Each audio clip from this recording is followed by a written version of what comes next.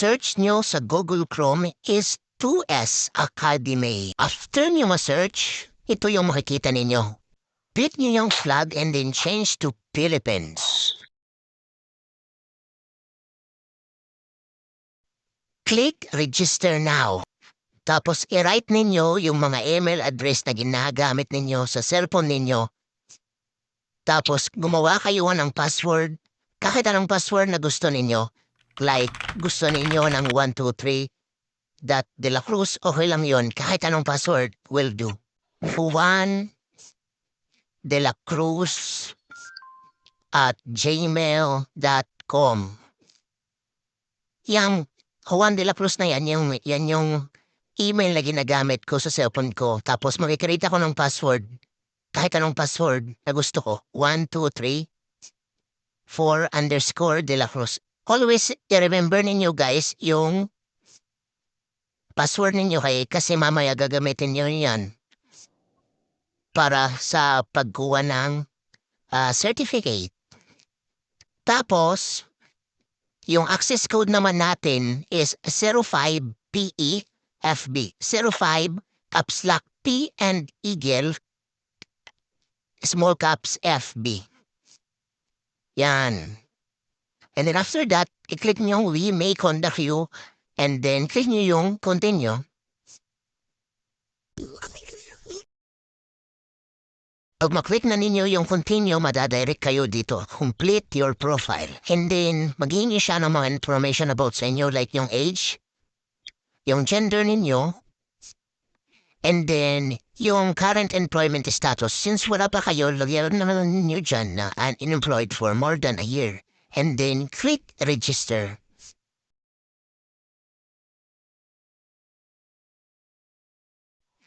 And then may dadirect na kayo dito. Your journey to success begins right now. Pili lang kayo ng mga nababagay na topic sa inyo like I'm looking for a job. Kahit ilan dyan yung pindutin nyo will do. It's okay lang. And then click lang ninyo yung next pag tapos na. And after that, mag-click another kayo sa mga topic na gusto ninyo. Dito, learning more than about careers, basta patungkol sa job will do. Click nyo lang, and then after that, click nyo sa baba.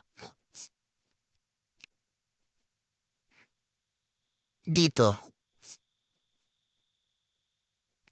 See recommended courses, and then after that, makikita nyo na yung iba't ibang module na para sa inyo. And then, guys, pipili lang kayo ng 2 module dyan, ha? Sige, pili muna tayo ng isang module for sample. Like ito.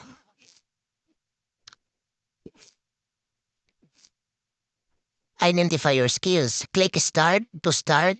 And then, makikita ninyo dito, guys, yung module mismo, naka-video siya. So, makikita ninyo, yung pages, kung ilang pages siya, next lang ninyo yan.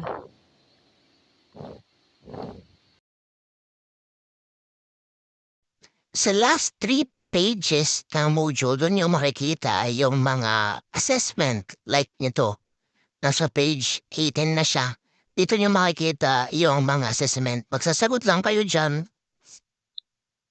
ng mga 5 question. And then after that, may survey. After sa survey, babalik lang kayo sa home.